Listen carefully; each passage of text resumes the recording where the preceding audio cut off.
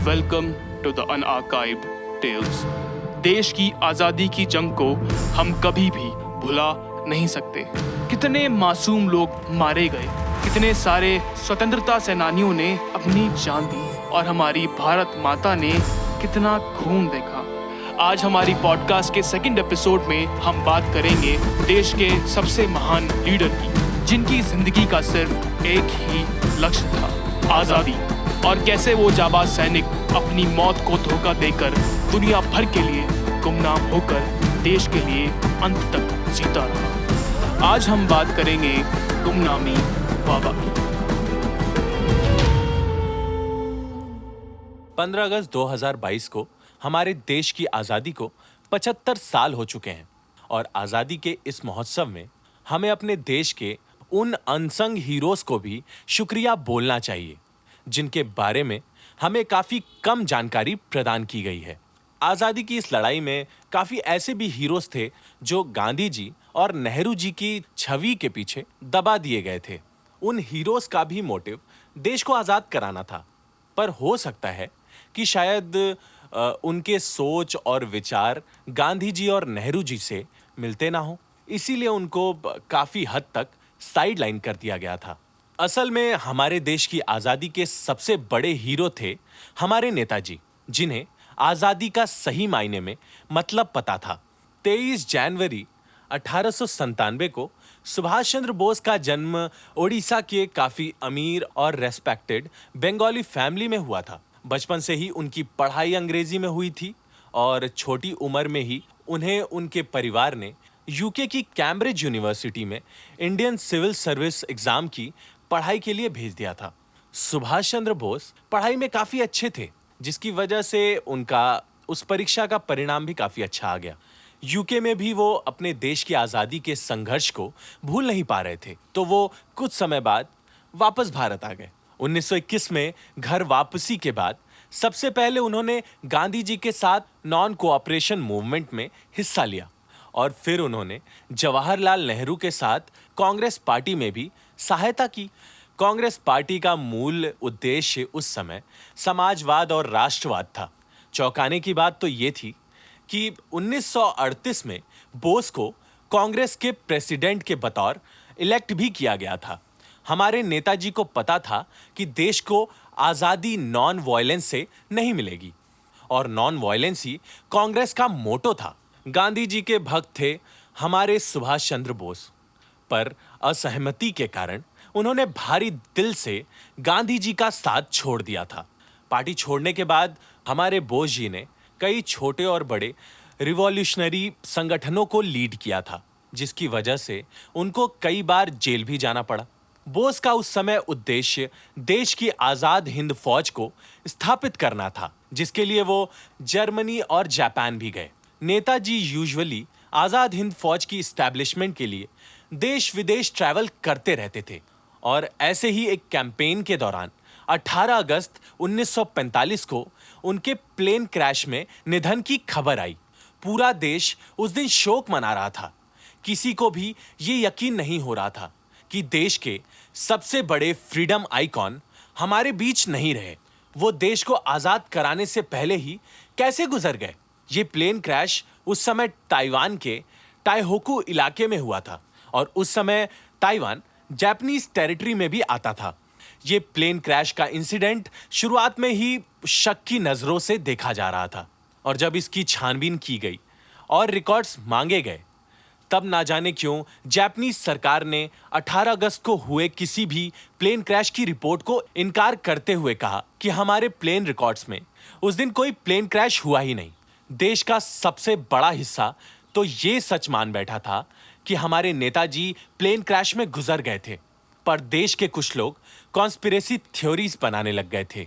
उन थ्योरीज में सबसे पॉपुलर थ्योरी थी कि नेताजी ने अपने मौत की फेक न्यूज़ सर्कुलेट करवाई थी। वो असल में रशिया में थे और वहां से ही आज़ाद हिंद सेना को ऑपरेट कर रहे थे।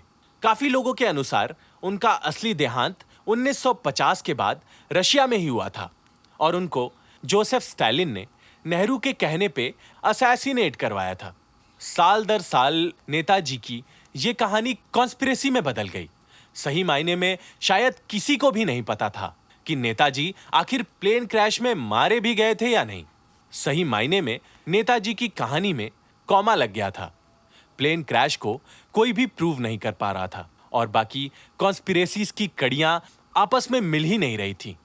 यहां पे एंट्री होती है सीनियर पत्रकार अनुज धार की, जिन्होंने इस केस को सुलझाने में काफी मदद की।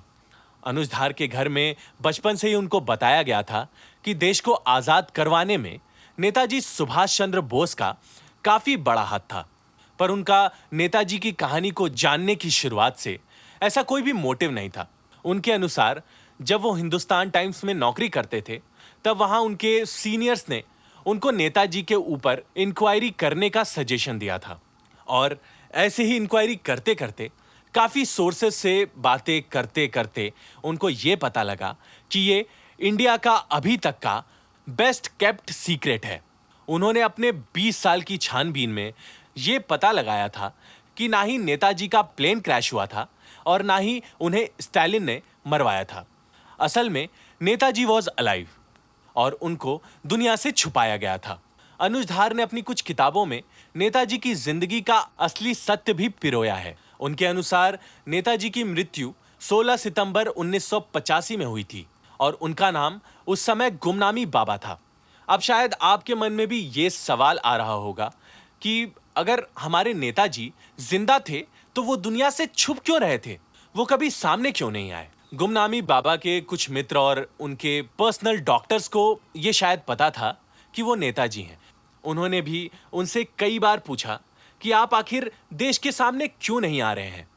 नेताजी ने उस सवाल का जवाब देते हुए बोला कि मेरा सामने आना देश के नेशनल इंटरेस्ट में बिल्कुल नहीं है और मेरे सामने आते ही देश पे दुनिया कई सैंक्शंस लगा देगी और काफ़ी मासूम लोग मारे भी जाएंगे। नेताजी बचपन से ही काफ़ी स्पिरिचुअल और डिवोशनल थे। उन्होंने तो 17 साल की उम्र में ही ठान लिया था कि उन्हें साधु बनना है और एक बार तो उन्होंने घर भी छोड़ दिया था अपने इस पैशन के लिए। पर जब एक रात उन्हें जंगलों की सर्दी में बितानी पड़ी तब उन्हें अपने घर की याद आ गई। शायद उन्होंने अपना ये सपना आगे गुमनामी बाबा बन के पूरा किया। कहा जाता है कि वो हमेशा पर्दे के पीछे बैठ के अपने विजिटर्स से बातें किया करते थे। बातें तो उनकी नाम और पते से शुरू होती थी, पर आगे जाके सारी बातें लोगों के सिर के ऊपर से जाती थीं। जैसे सबमरीन कैसे काम करती है, कैलाशनिकोव क्यों दुनिया की बेस्ट राइफल है, ग्रेनेड की पिन को कैसे अलग करते हैं और पाकिस्तान में कहाँ हथियारों की तस्करी होती है। वो ये भी हमेशा कहते थे कि मेरे बंदे पूरी दुनिया में मौजूद हैं और मैं यहाँ बैठ के लद्दाख का तापमान भी बता सकता हूँ। मैं ये भी बता सकता हूँ कि पीएम के घर में आज डिनर में क्या बना है और मैं ये भी बता सकता हूँ कि भारतीय सेना का अगला कदम क्या होगा। कहा जाता है कि देश के इंटेलिजेंस उनसे 1985 तक टच में थे। देश के हर लीडर को पता था उनके बारे में, पर कभी उन्होंने उनकी फाइल्स देश हित में पब्लिक नहीं की।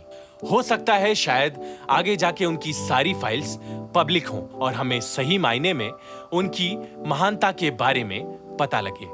Thank you for listening to our podcast on Gumnami Baba. अगर आपको हमारा काम अच्छा लगा तो प्लीज इस पॉडकास्ट को लाइक और शेयर करें। अगर आप कुछ नए विचार या कुछ टिप्स शेयर करना चाहते हैं तो प्लीज आप हमें हमारे इंस्टाग्राम हैंडल _unarchived पे मैसेज करें। And you can also email us on talkwiththeunarchived@gmail.com। हम आशा करते हैं कि आज इस पॉडकास्ट से आपको कुछ नया सीखने और जानने को मिला।